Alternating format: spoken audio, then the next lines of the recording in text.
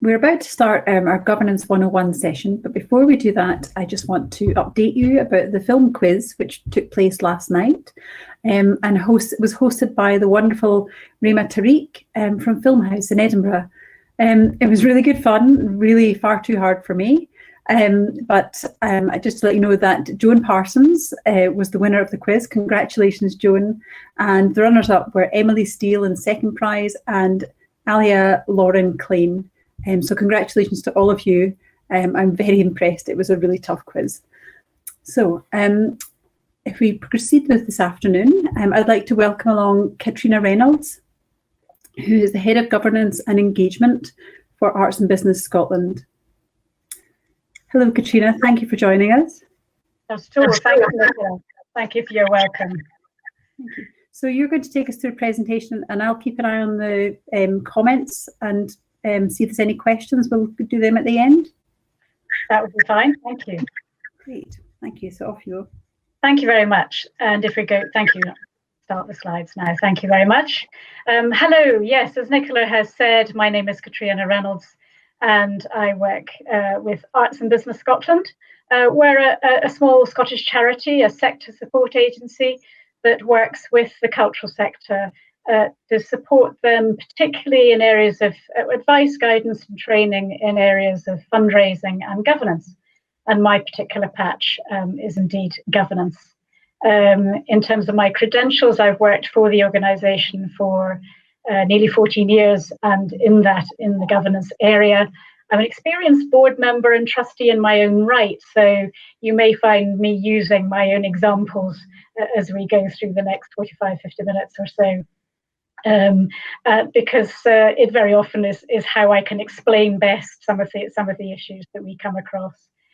So in terms of the cultural sector, I'm the trustee of a small book festival, which goes by the wonderful name of Bloody Scotland, which is the crime writing book festival based out of Stirling. I'm also involved in a grant giving charity that supports women in financial hardship, and have involvement in various other charities in the past as well. So I think I will go straight ahead and try and explain what I'm going to cover over the next, I'll just go to there we are, that's it. I'll just try and explain what I'm going to cover over the next little while. Governance is a very big topic, and so I can't cover everything, but hopefully I might just be able to raise some questions that you might want to ask both of me maybe at the end, but also to take back to your own organisations, to your colleagues, to say, are we doing the right thing? Is there anything else we should be thinking about? So I hope that maybe just by looking at the following areas, some of the typical business structures for the cultural sector, the duties of board members in particular, but also how they relate to others in the organisation in terms of staff. A little bit about volunteer-run organisations. I know that, as far as I can tell, there's a wide range of organisations that are attending this conference. Some of you will be larger organisations with quite a big staff team, but others might be really small local-run cinemas or cinema groups that are run by volunteers. It's to try and give you one or two things to think about in terms of that as well. And who does what in terms of board and staff and that kind of area. So hopefully we'll cover some of the main things you need to know. And indeed, as I say, if you go away with some questions to ask, maybe that'll be my job done as well. So let's look first at the typical business structures for the cultural sector. We will be looking at the sort of not-for-profit area in particular. I'm not going to be talking about the big chains of cinemas, etc. I'm really talking about the independent area, small organisations as well. They will be largely where income from box office and other commercial income is not sufficient to cover costs, often because it's considered in the public interest to make them as widely available as possible with lower prices and things. And a lot of these organisations maybe become charities because of the public nature of what they do. And we'll talk a little bit more about that in a second. And as charities, they're often subsidised by the public or indeed private charitable grants, private sponsorship and donations.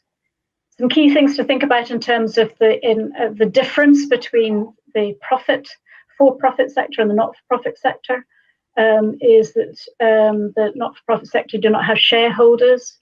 They don't distribute profit. Of course, we all hope that might make a little bit of profit, but it's really surplus that is ploughed back into the company, into the charity, into the organisation. So the first priority, and this is really key here in terms of the not-for-profit sector, it's the objective, the cultural objective, not the interests of the bottom line, not the interests of the shareholders and the stakeholders, yes, of course, but not the interests of the shareholders. So what is a charity? A charity is an organisation which must have only charitable purposes. And there are a range of charitable purposes in both Scottish and English charity law, slightly different ones, but there's a major overlap, so not too much to worry about there. And they both Scottish and English charity law include the advancement of the arts, heritage, cultural science. So that's great. The advancement of the arts, heritage and culture is a charitable purpose, and quite right too. And it should be for the benefit of the public, not the private benefit of individuals. Sadly, if you are involved in the charitable sector, you're unlikely to get very rich, whereas you're a trustee or an employee, because it's not about your own private benefit and raking in the profits. It's for the benefit of the public. Every charity is managed and controlled by an unpaid board of directors or charity trustees, and I'll go into some of the small nuances of that a little bit later. And they have legal responsibilities to act in certain ways and provide certain information to the regulators. It's a big sector. There are around 168,000 charities in England and Wales, and 25,000 charities in Scotland. It's probably even bigger sector in Scotland. If you think you tend to do a rule of 10 in terms of England and Wales versus Scotland, it's actually a really big sector in Scotland in particular, really important. And it covers a huge range. I just did a quick check this morning. I know my Scottish regulator better than I know my English regulator, so I checked up the Scottish regulator list this morning. And as I remembered when I've checked it in the past, the biggest charity in Scotland by a very long way is the University of Edinburgh. And that has an annual income, maybe not this year, I think if we just not think about this year too much just at this moment, has an annual income of well over £1 billion a year. And then you go right down to the local choir that I helped to set up 10 years ago near where I live here in Glasgow, which has a turnover of under 10,000. So it literally is a big sector covering a huge range of things. The biggest cultural charity in Scotland is an organisation called Glasgow Life, which runs the cultural facilities, the leisure facilities in Glasgow, and it's again quite the biggest cultural charity by quite a way in Scotland. What are the benefits of being a charity? Well, really importantly, it's kind of a badge. It demonstrates public goodwill and trust in what the organisation does, and that is not something to be thrown away lightly. Really important. Practically, it's really important because some funders will only consider funding charities. That is changing a little bit, and I'll explain where that is changing a little bit later, but it still is very helpful if you are an organisation that's actively fundraising from the private sector. And of course, there are tax benefits in being a charity. Things like you can claim gift aid on donations and other tax relief opportunities. And you may qualify for rates relief if you have a venue from your local authority. That's not automatic, but it's certainly easier if you are a charity. Don't forget that if you're thinking of anything as you go along, either take a note of it or send in a note to Nicola. I'm not sure, is there a chat window that they can go into, Nicola? Yes, I can see that running at the Okay. time. Okay, so don't forget, put in questions if you want for me to look at them later, or just keep an eye out, remembering them as we go along, and we'll hopefully come back to them. So the typical legal forms for the cultural sector. When I first started working for Arts and Business Scotland, the main organisations that I worked with were pretty well all companies limited by guarantee with charitable status. And certainly as an organisation, we tend to work with organisations that are staffed, that have at least one employee, but we do have some volunteer-run organisations too. But as a result, and I'll explain why, a lot of the organisations are incorporated charities.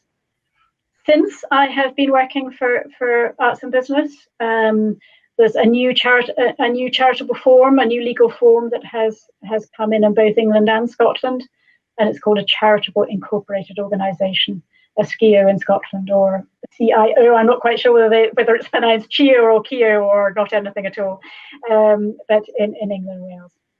And this is really interesting. I think it came in because there was a real concern in the sector and indeed in legal world as well, that there were a lot of small charities that were not properly considering their liabilities, the risks they were taking in not becoming incorporated.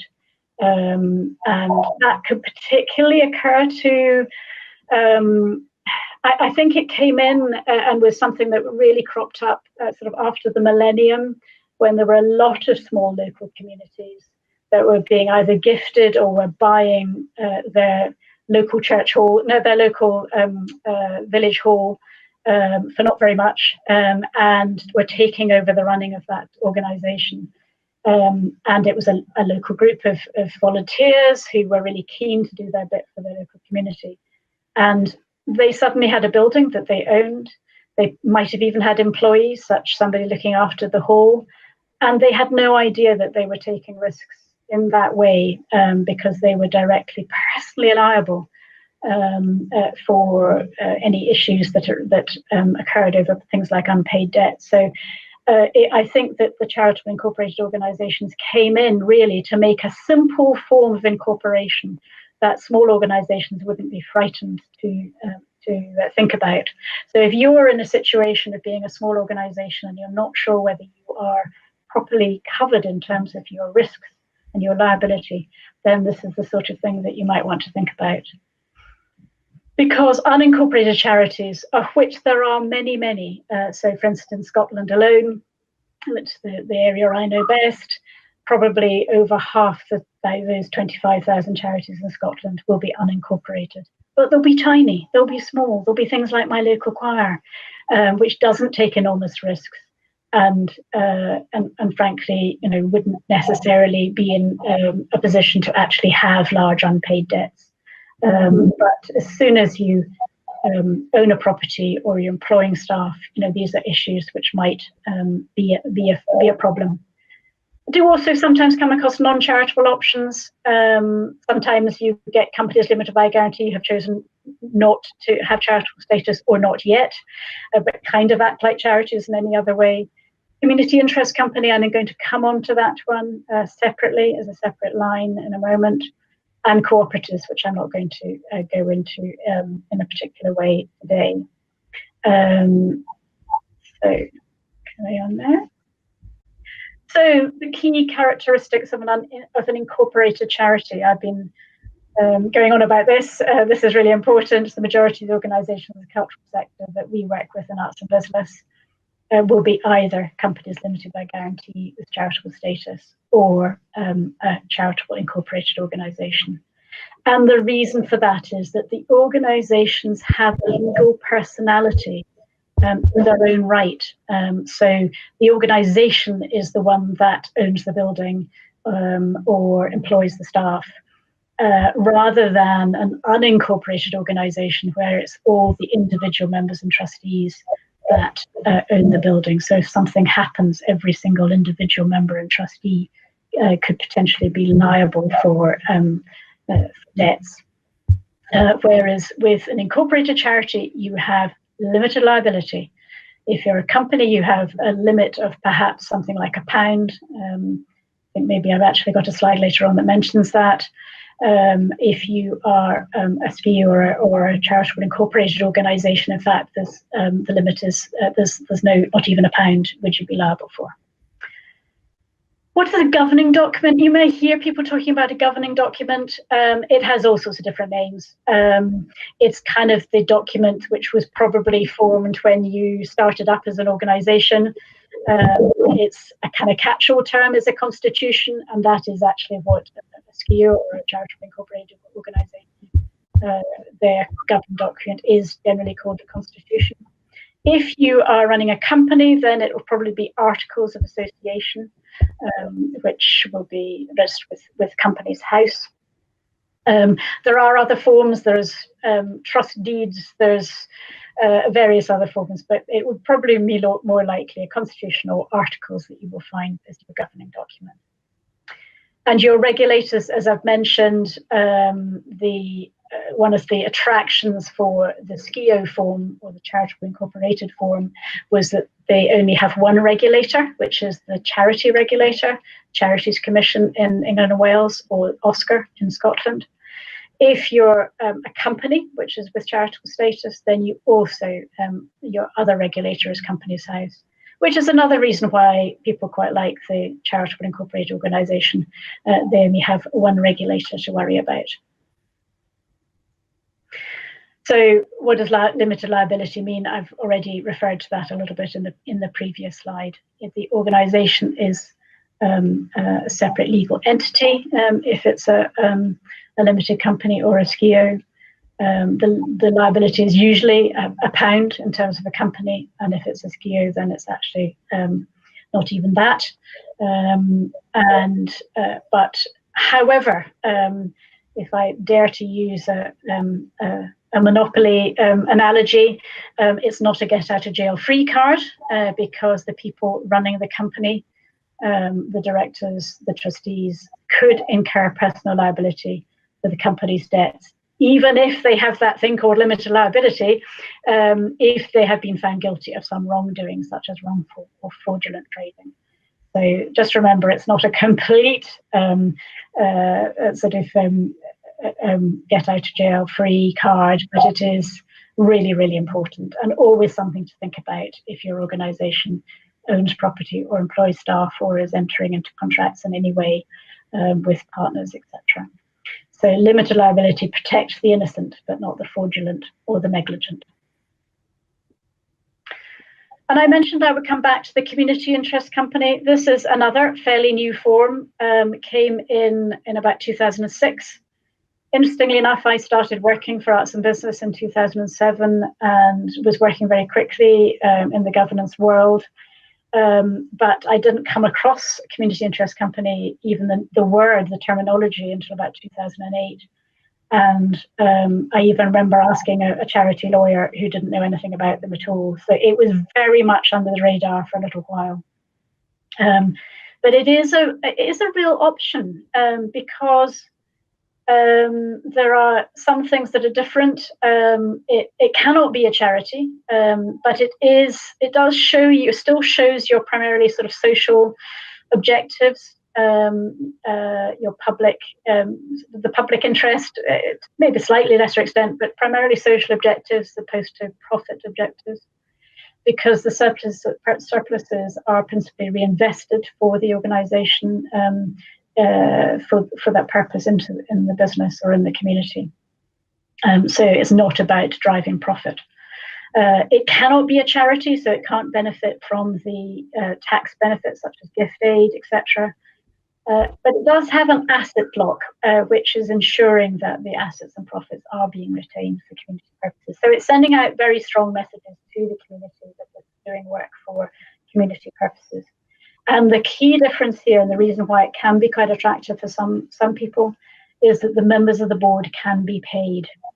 And this is something that is a significant difference, because some people find that the charitable form, where you have trustees who are not paid, but the organisation is being run by the staff who are the paid ones, but don't seem to have the final responsibility for running the organisation. So it is a key difference, and it's really worth, if you are, something, it is something to think about, not to be rejected out of hand at all. It's a form that is often associated with social enterprises, and I'll come on to that phrase in a second. And quite a number of charities have community interest companies as a trading arm. So in fact, I mentioned Glasgow Life earlier. Their trading arm, which is where they, in better times, are able to bring in profits from the likes of their restaurants or shops, etc., is actually a community interest company, and the profits from that organisation will then be gifted over to the main charity. There are some issues around having trading arms, and it's not something we have time to go into today, but it's certainly something worth checking out about. And community interest companies do also have their own regulator. It's fairly light touch, but they do require a report on how your organisation has fulfilled your social objectives. Social enterprises. The reason I put this in here is mainly because it is not a legal form, just in case you think it is. So when somebody says they're a social enterprise, they think that that's it, that's describing what their organisation is.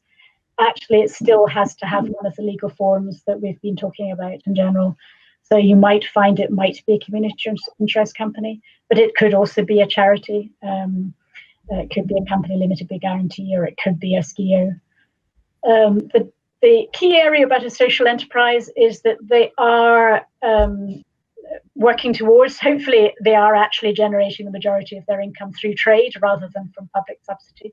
Sometimes I find organisations that call themselves social enterprises that are perhaps working towards that than perhaps having reached it. But nevertheless, that is what they're aiming to do, is to increase their enterprising income, if you like, to the organisation. So it's not just about the public subsidy that's supporting the organisation. So let's now look at the legal duties of board members. Some of you may be board members, or perhaps you report to board members. So let's just go through some of these. Now, I was looking again to remind myself, generally when I'm doing a course on governance, I talk about the duties in terms of charity law, but I thought it'd be worth just sort of summarising that company law and charity law, yes, they do have slightly different duties, but there's many more overlaps than there are differences. So I think it's worth just saying in general terms, absolutely up at the top of the list is to act in the interest of the organisation. And along with that, to ensure that the organisation operates in a manner that is consistent with its objects or purposes. So if you are a trustee or a board member of a charity, or a director of a company, then make sure that you're looking to see what your articles are. Read your articles, read your constitution, read your governing document. Quite early on in that document, it will say what the objectives of the organisation are. You should be making sure that you know that, and that your organisation is delivering on those objectives.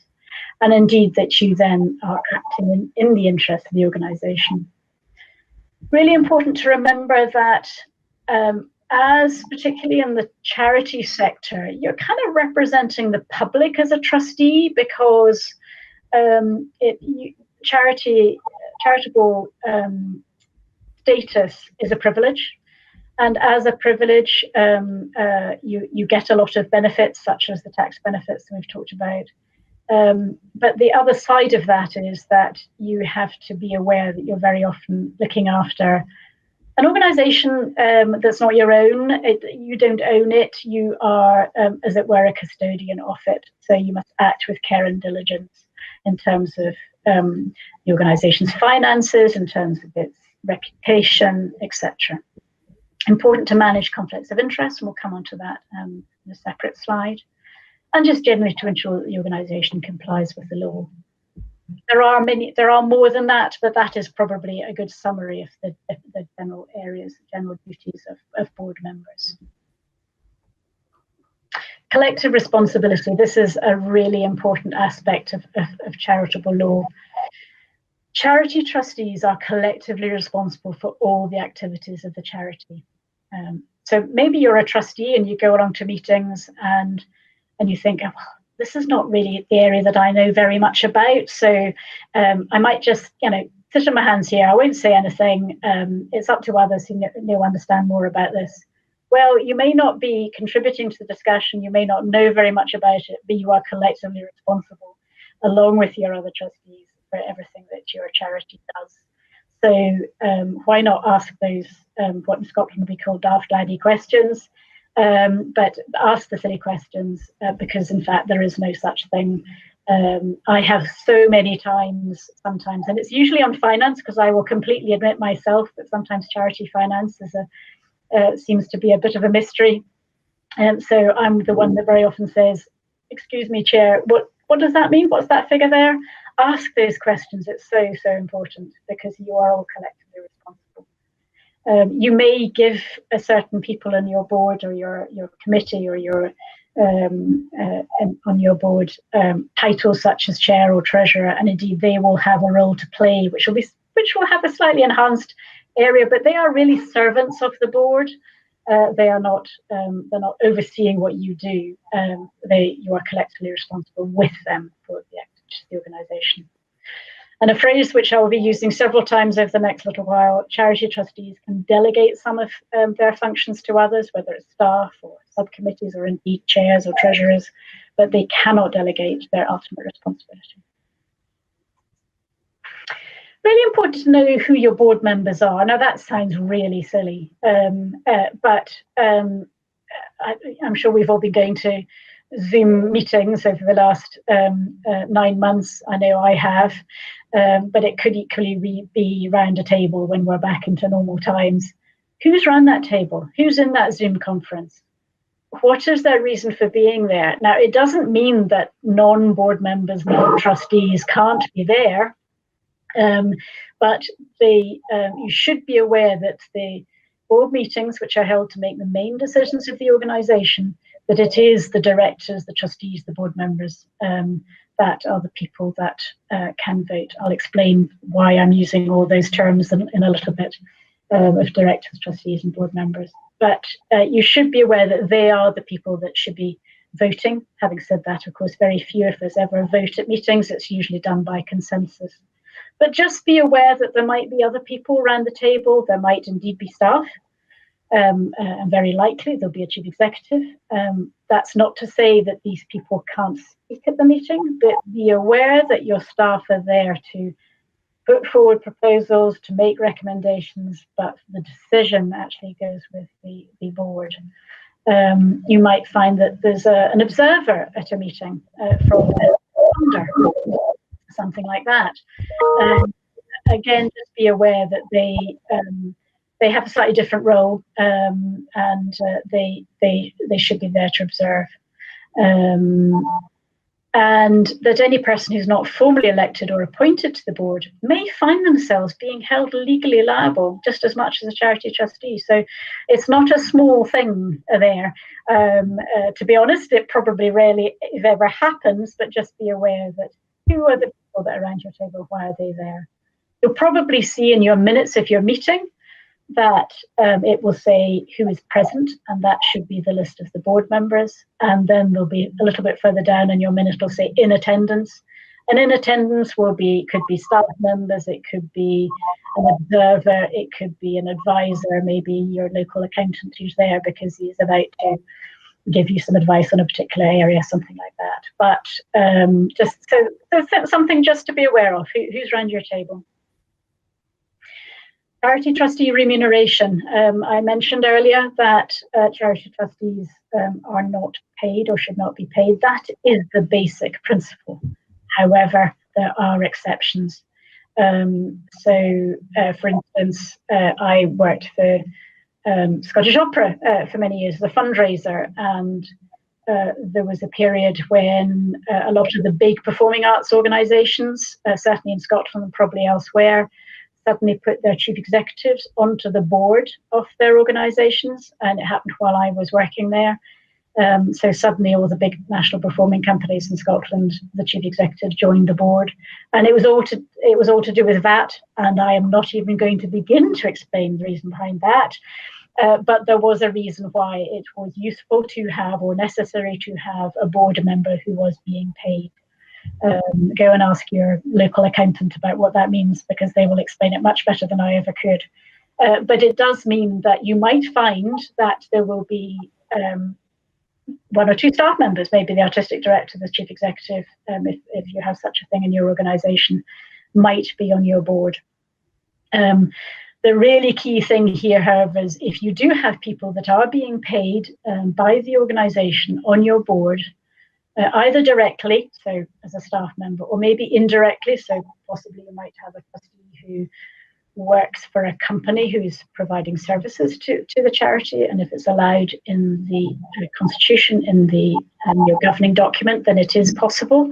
But if you do have those people, they must be in the minority. That's really, really important, and that's not negotiable at all. And your constitution has to allow for it. Some constitution, I do sometimes come across constitutions that actually say, no, it shouldn't be permitted at all. So check out your constitution. I'll say that several times, probably. Conflict of interest. This is something just to be aware of. It happens a lot. The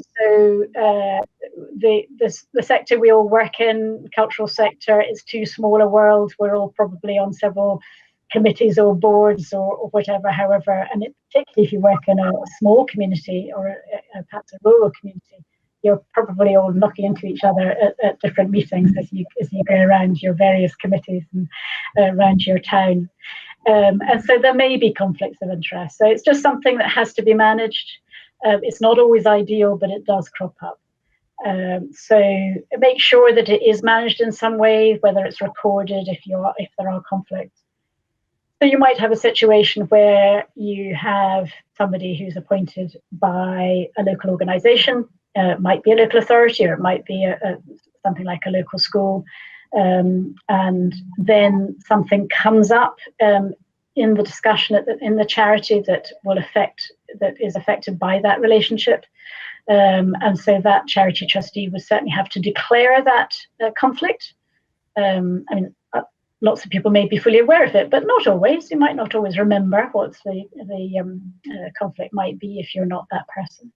So the charity trustee should declare that conflict, and it may require that they step back from any decision in that matter. It's not automatic, I will say, but it's probably in general preferable that they step back from the decision making in that particular topic.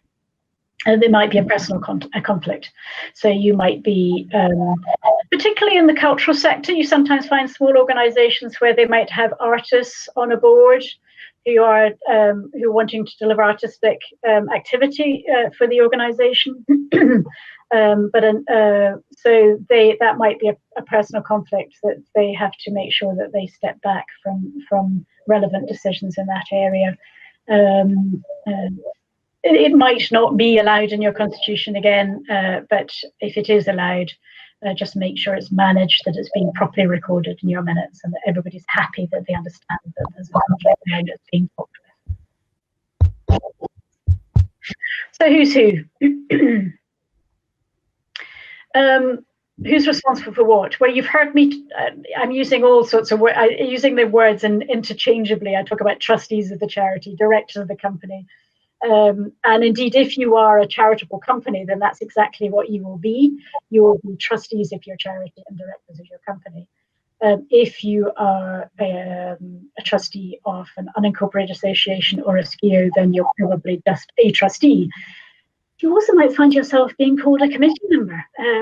In fact, even the charity that I chair, we tend to talk about our general committee rather than our board.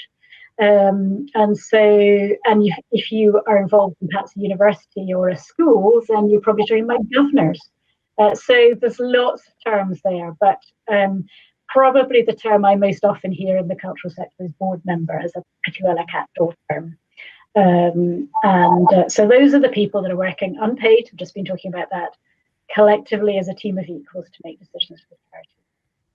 I've mentioned the chair already as a member of the board, part of that collective group. They do run meetings. They do tend to act as a facilitator to the board. So they are part of that collective, but they probably will have a little bit more to do than perhaps some of the other trustees. Board subcommittees. Some organisations might have subcommittees that deal with topics that perhaps need a little bit more discussion, but if it happened at a board meeting, it would overtake the other matters far too much. So it might be something like finance is typically something that might be dealt with at subcommittee level.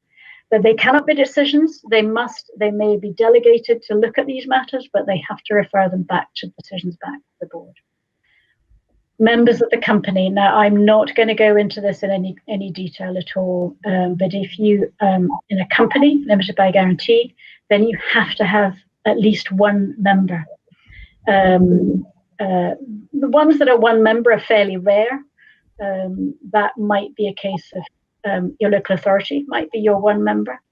It's more often, and the situation which happens most often is that the members of the company are the same people who are the trustees and the board and the directors.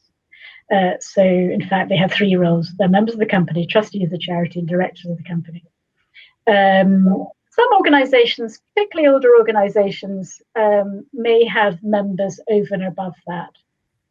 So, for instance, even in the small board that I'm involved in, Bloody Scotland, which has only been going for about 10 years, it was set up by a group of crime writers 10 years ago. While there are three of the original board that stepped back from the boardroom but maintained their membership of the company, and so we've got our AGM coming up in January. Those three other members will be getting an invitation to the AGM. They don't have much to do. They're entitled to vote at an AGM on trustee appointments and changes to the constitution.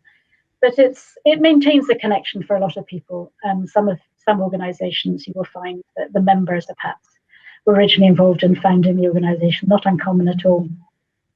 Chief executive, usually paid, responsible for the day-to-day running of the charity and puts board decisions into practice. And then is supported by the staff. But they must report to the board again.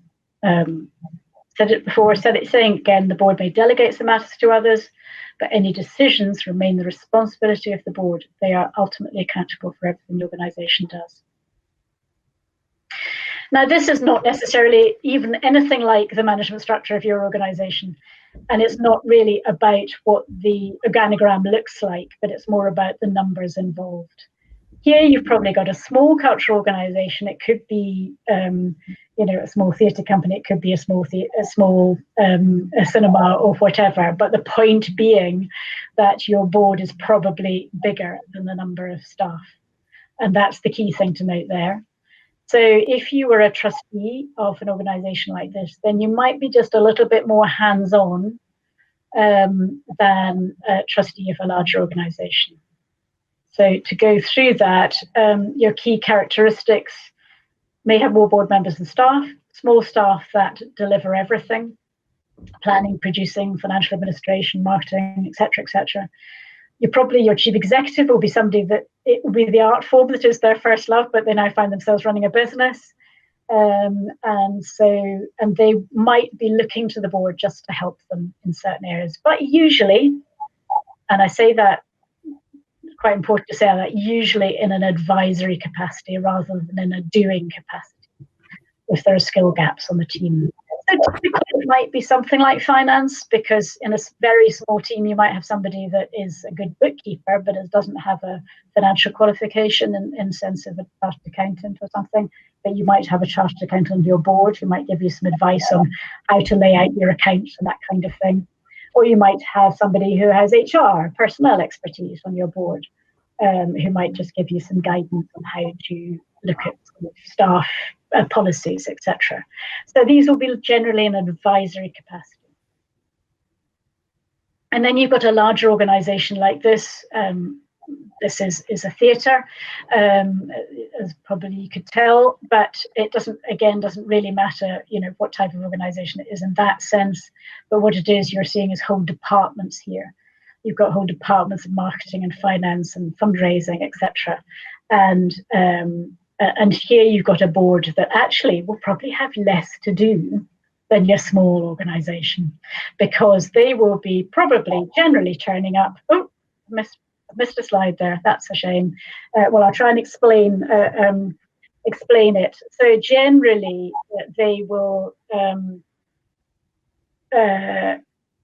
just have a governance role in the organisation, and the people who are the marketers, the finance people, the fundraisers will be full time in these areas. So to be honest, they probably won't need quite so much advice on what to do, and then the board really have very much more a governance role. It will feel as if they have less to do. Of course, they might have rather larger responsibility in terms of the size of the budget. So it will nevertheless feel probably just as scary sometimes, but a slightly different kind of relationship. Okay, so, and just to look at volunteer-run organisations. So board member is a volunteer. Many of you may be involved in small organisations, a small community organisation, where the board members find themselves taking on operational tasks or managerial responsibilities for the organisation as a volunteer, in addition to their formal governance role. That could be where there might even be one or two members of staff. So, for instance, again, and I keep referring back to Bloody Scotland, we have a very small team, freelance small team. So there's various of us on the board who do other things. So one of my colleagues in the board, one of my fellow trustees, actually does do the books. I always do the minutes of the meetings. We had a very long meeting yesterday, so I've got a lot of minutes to do up at the weekend. So yeah, and that's very much a volunteer role. It's not my formal governance role. I'm doing it because they don't have anybody else to do it. So in a larger organisation, these tasks would generally be done by a member of staff. So board members volunteer, does it matter? Well, you just have to make sure that if you are recruiting to your board and you're a small organisation, make sure you know that the people you're recruiting to it know what they're signing up for, because they might find themselves joining a board because they love film or whatever it happens to be, and then they discover they're coming on board and actually somebody's told them, oh, well, we thought because you were an accountant you'd be able to do our books for us, and they thought, that's not what I signed up for. I signed up for the governance role, the overseeing role, the ensuring role, not the doing role.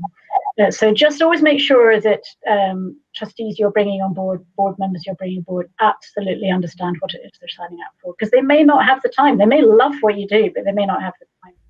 I see quite a lot of small volunteer-run organisations where there's a mix of volunteers and governance people on the board. So there will be a mixture. Some people who are prepared to give a bit more time, and some people who don't have it to give.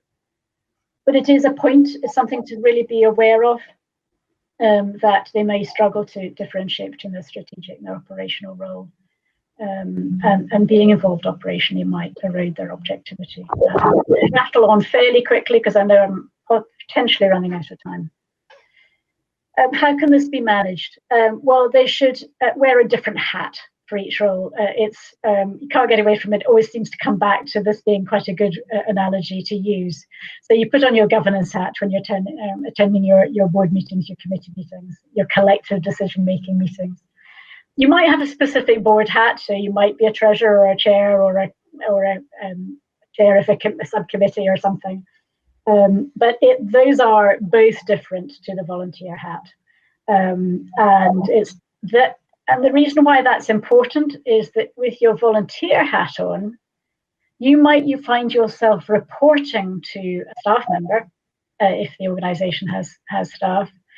You might find yourself reporting to a staff member, whereas in your board role, they're reporting to you. So it's making sure that you understand which you are being when you're, because there's quite a lot of sensitivities around that. You don't want to be a heavy board member just because you're a board member, but actually what you're doing as a volunteer is serving the tea at the interval. So I'm going to quickly go through this. This is just a grid that sometimes when I'm doing a course, I get people to fill in, but I'm going to fill them in for you very, very quickly. And actually, certainly the first 3 or 4 lines look remarkably similar, but I'll just quickly go through them. What you will notice is some of the words that I use in each line are slightly different. Now, that line between staff and board can vary according to whether it's that small organisation that I showed you, whether it's the large organisation I showed you. But this is just a sense of roughly where it might land. So in terms of the task of putting together strategies and plans and budgets, etc., we generally see the staff drafting, developing and advising the board and managing the implementation. The board might have to just initiate and kick the staff a little bit to get them doing some more strategic work, because sometimes a staff is so involved in the running of an organisation they forget to look up and see what else is going on in the world. But I would expect them to really be looking at the big picture, not the detail of the policies and plans.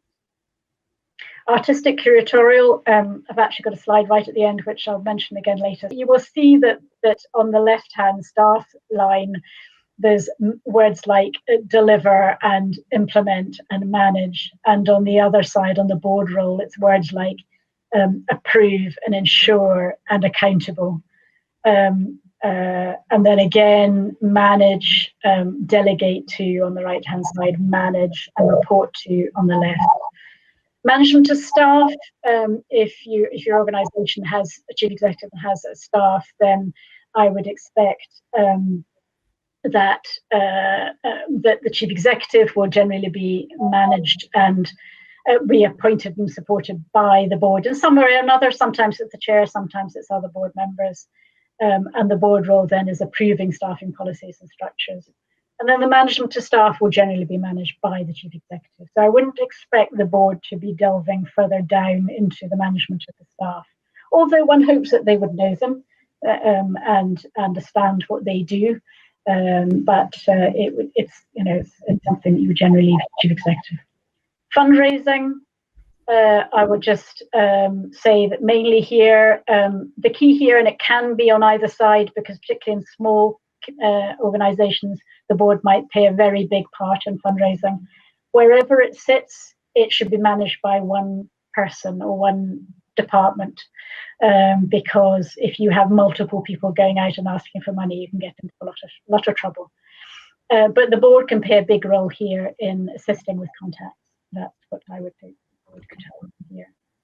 And the public-facing role, I would generally expect the chief executive artistic director to be the spokesperson for the organisation in normal times. But the chair is spokesperson for the board. Why is that different?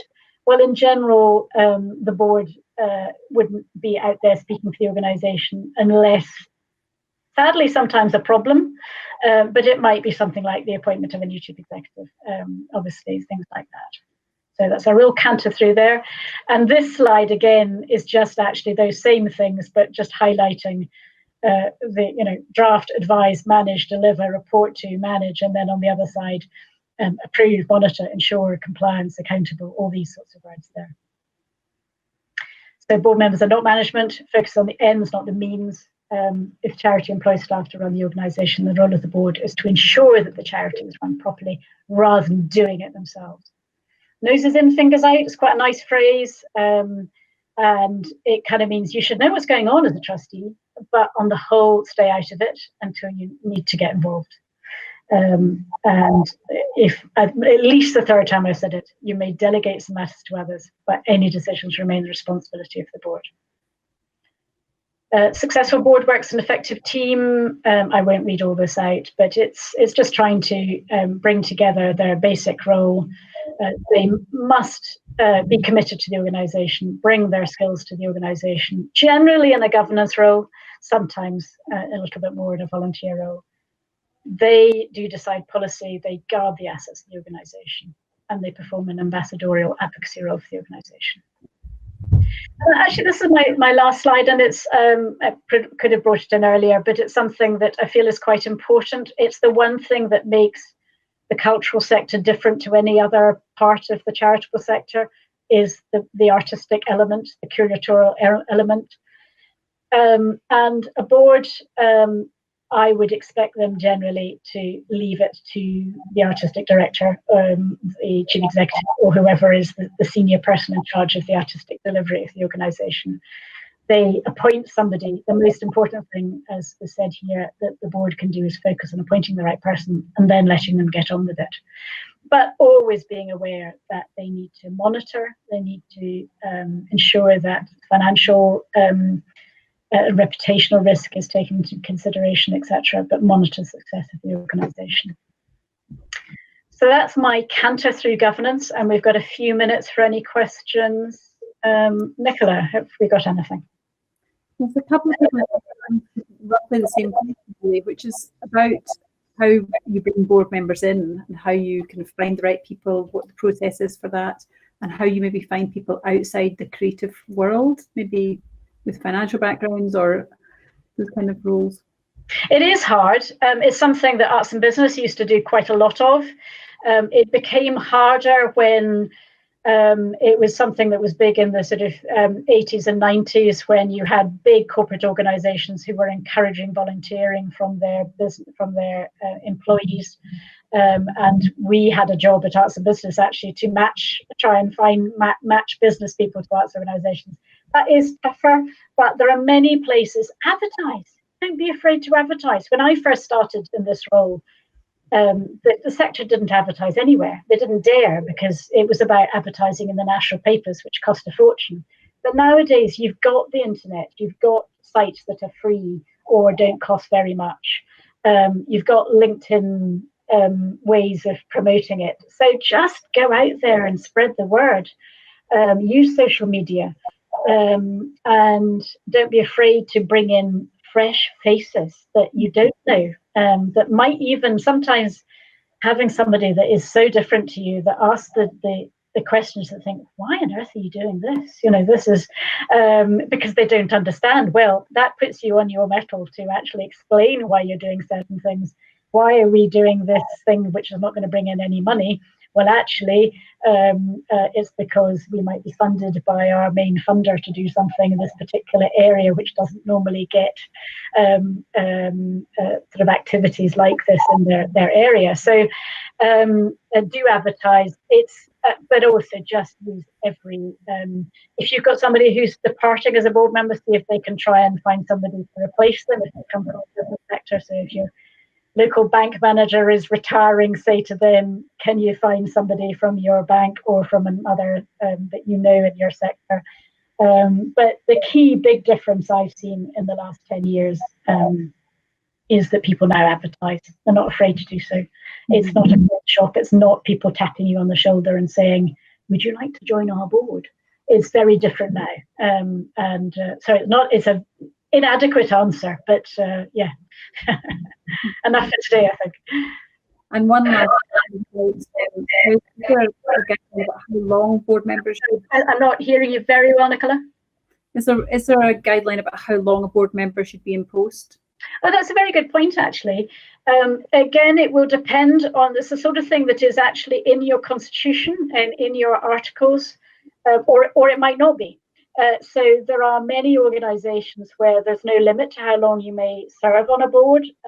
And so that becomes tricky sometimes, because you think, how are we going to get rid of this board member that's been on for 20 years and they really haven't done anything for the last 10? In which case, in those situations, is start thinking about building in kind of standards of performance for board members, actually, quite seriously. And saying, we expect you to turn up for at least 3/4 of the meetings a year. We expect you to come to our events as much as you possibly can. And we expect you to be an advocate for the organisation, and put in some basic minimum standards for your board members. So you've got that as a tool to use if you've got non-performing board members. You will also find that there are many organisations that it's stated within their constitution, within their articles, it will actually say that there's a limit. So very typical limit might be that a board member is elected for a period of 3 years, and then they might be up for able to be elected for a further 3 years. So that's a very typical example. So you might find somebody, that's not to say that they have to serve even the whole 3 years, but that's kind of, it's a shame if you don't give it a try of that kind of length of time. And it doesn't mean that you have to then go on for another 3 years. But the 3 and 3 years is very typical. I've been on boards which is 3, 3 and 3, so it might be 9 years, or it might be 4 and 4. But so that might be written into the Constitution. And again, as I say, but there are also many organisations that were frightened to change their articles. When I joined Arts and Business, a lot of organisations were changing their articles, changing their constitution to introduce time limits. And then it kind of stopped because some people said, we live in a rural area and we'd be terrified to lose our board members and then not to be able to replace them. So that, there was a kind of natural stop at that point where people thought, no, we're not going to change. So yeah, it's something that there will be a variety of articles. Have a look at your articles, see what they say. And some people don't put it in their articles, but might have a kind of protocol that they've introduced, which doesn't mean they have to change their articles, their constitution, which is not that difficult to do, but you have to do it at an AGM, and if there are other changes, you might have to check with the regulator first. But yeah, some have terms of office and some don't. And if they don't, and you're not quite sure what to do, then think about that, bringing in standards of performance, that you can use that as a tool to get rid of non-performing board members. Okay, thank you so much. A real whistle stop, but really informative tour of board governance. I'm hoping everyone will find very useful. So thank you for your time this afternoon. Not at all. I was going to say I enjoyed it. I didn't meet anybody, but I hope there were people there listening to it. And indeed, it was a bit of a rattle through. And I think if you're able to see my slides, there's my contact details. So if anybody wants to drop me an email, they're very welcome to do so. Great. We can do. Thank you very much. Thank you. Thank you for inviting me to join you. Thank you, Nicola.